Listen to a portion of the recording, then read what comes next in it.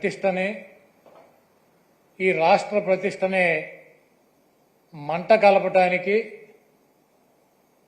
కలియుగ వెంకటేశ్వర స్వామిని రాజకీయాల్లోకి లాగి చంద్రబాబు రాజకీయ లబ్ధి పొందాలన్నటువంటి ప్రయత్నం ఆ దేవుడు క్షమించడు. చంద్రబాబు నాయుడు రాజకీయ ప్రయోజనాలు ఆశించి సొంత మామనే రాజకీయాల కోసం, పదవి కోసం, పార్టీ కోసం దిగజార్చి ఆయన మీద ఏ రకమైతే నిందలేసి ఆ పార్టీని తీసుకున్నాడో రాజకీయ లబ్ధి కోసం, అదేవిధంగా జగన్మోహన్ రెడ్డి గారు ఇబ్బంది పెట్టాలి రాజకీయంగా అని చెప్పి ప్రత్యక్షంగా కలియుగ దైవమైనటువంటి వెంకటేశ్వర స్వామినే, ఆయన ప్రసాదాన్నే రాజకీయాల్లోకి లాక్కొచ్చేసినటువంటి దుర్మార్గమైనటువంటి వ్యక్తి చంద్రబాబు నాయుడు.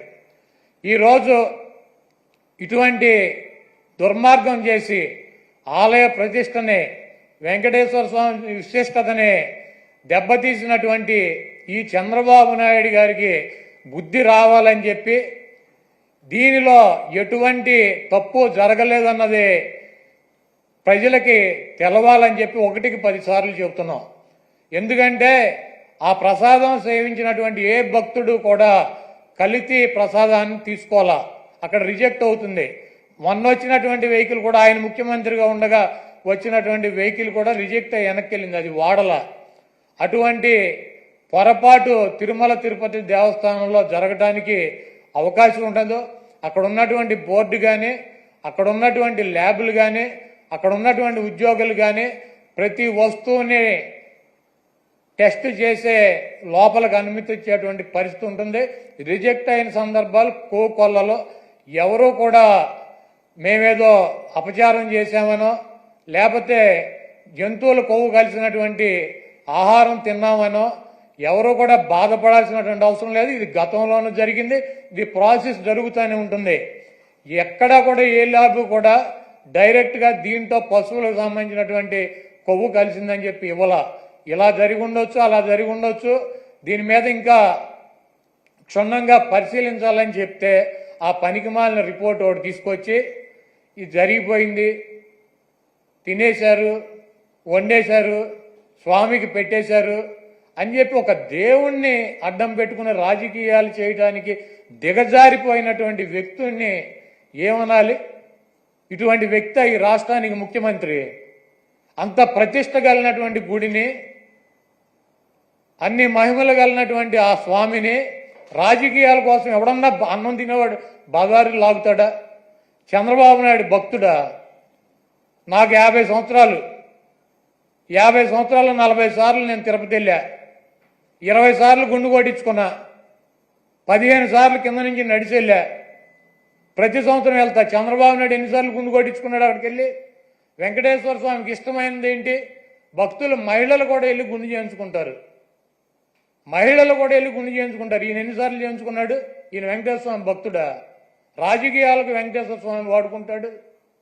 జగన్మోహన్ రెడ్డి గారిని రాజకీయంగా దెబ్బ కొట్టాలంటే నువ్వు డైరెక్ట్ రా, ఆయన సిద్ధంగా ఉన్నాడు. వెంకటేశ్వర స్వామిని, మతాలని, కులాలని విచ్ఛిన్నం చేసి ఇది పెద్ద కుట్రగా మేము భావిస్తున్నాము.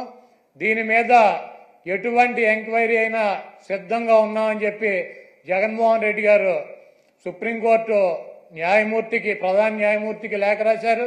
అదేవిధంగా ప్రధానమంత్రికి లెటర్ రాశారు. మీరు ఎటువంటి విచారణ జరిపినా వైఎస్ఆర్ కాంగ్రెస్ పార్టీ మేము సిద్ధంగా ఉన్నామని చెప్తే సిట్ అని చెప్పి, ఈయన సిట్ అంటే కూర్చున్నవాడు, స్టాండ్ అంటే నుంచున్నవాడు ఒక ఆఫీసర్ని వేశాడు. ఏం రాస్తాడు? లోకేష్ దగ్గరికి, ఈయన దగ్గరికి వెళ్ళి ఏం రాయమంటారు సార్ అని చెప్పి అడిగి రాస్తారా సిట్ రిపోర్టు? మీకు దమ్ముంటే సుప్రీంకోర్టు ప్రధాన న్యాయమూర్తితో విచారణ జరిపించండి, లేకపోతే సిబిఐతో విచారణ జరిపించండి. ఏమీ లేవు. సిట్ అంటే కూర్చునేవాడు, ఈయన కూర్చోమంటే కూర్చునే సిట్ అనే ఒక పోలీస్ ఆఫీసర్ని వేసి విచారణ జరిపిస్తాడంట. ఇంకా పైన చెబుతాడు మక్కలు ఇరక్కొడతా. ఎవడ మక్కలు ఇరక్కొడతాడు? కాబట్టి చంద్రబాబు నాయుడు చేసినటువంటి ఈ దుర్మార్గానికి, వెంకటేశ్వర స్వామి మీద, ఆయన ప్రసాదం మీద జరిగినటువంటి బురదకి ఆ స్వామిని క్షమించమని చెప్పి ఈ చేసినటువంటి చంద్రబాబు చేసినటువంటి ఈ దుర్మార్గానికి, ఈ పాపానికి ఏమన్నా శిక్ష వేస్తే ఆయనకి వేయండి కానీ ఈ రాష్ట్ర ప్రజలకు కానీ, దీంట్లో తెలవక ఎవరన్నా సమిధులైతే వాళ్ళని వదిలేయమని చెప్పి 28వ తారీఖున వైఎస్ఆర్ కాంగ్రెస్ పార్టీ నాయకులు, కార్యకర్తలు, అదేవిధంగా ఆ వెంకటేశ్వర స్వామి భక్తులు మీకు అందుబాటులో ఉన్నటువంటి దేవాలయాల్లో పూజలు చేసి చంద్రబాబు చేసినటువంటి ఈ పాపాలకి, చంద్రబాబు చేసినటువంటి ఈ దుర్మార్గానికి, చంద్రబాబు దిగజారిపోయినటువంటి ఈ దిగజారుడుతనానికి పశ్చాత్తాపంగా మేమందరం కూడా ఈ రాష్ట్రం సౌభాగ్యంగా ఉండాలని చెప్పి వెంకటేశ్వర స్వామికి కానీ, వెంకటేశ్వర స్వామి ప్రసాదానికి కానీ ఎవరూ కూడా హాని చేయలేరు. అది చెయ్యాలన్నటువంటి తలంపు వచ్చినా కూడా, చెయ్యవసరంలో తలంపు వచ్చినా కూడా ఆ స్వామే చంద్రబాబు కన్నా మహిమ ఉన్నవాడు, చంద్రబాబు కన్నా ఎక్కువ అధికారం ఉన్నవాడు.